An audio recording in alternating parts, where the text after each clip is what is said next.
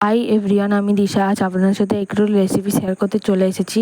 প্রথমে আমি শসা, কাঁচা লঙ্কা, পেঁয়াজ কুচি করে একটা সাইডে রেখে দিয়েছি। তারপরে মেখে রাখা ময়দা থেকে গোল করে লেচিটাকে আমি বেলে নেবো। বেলে নেওয়ার পরে চাটুতে আমি রুটিটাকে এপিট ওপিটভাবে ভালোভাবে ছেঁকে নেওয়ার পর একটা বাটিতে 2টো ডিম ফাটিয়ে সামান্য পরিমাণে নুন দিয়ে মিক্স করে নেবো। মিক্স করে নেওয়ার পরে চাটুতে আমি সাদা তেল গরম করে নিয়ে ফাটিয়ে রাখা ডিমটা ভালোভাবে দিয়ে দেবো।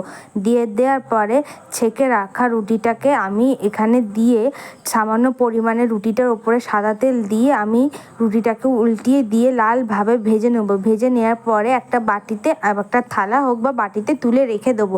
রেখে দেওয়ার পরে আমি এখানে সবকটা রোলকে একই প্রসেসে ভেজে নেব। ভেজে নেওয়া হয়ে গেলে তারপরে আসুন বলা যাক কী করছি।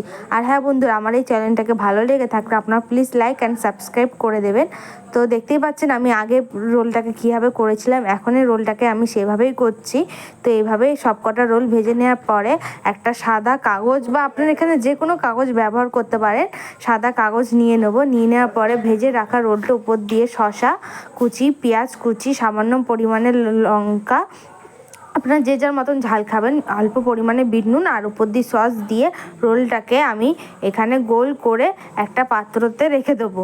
এভাবে 3টে রোল আমি একসাথে করে নেবো।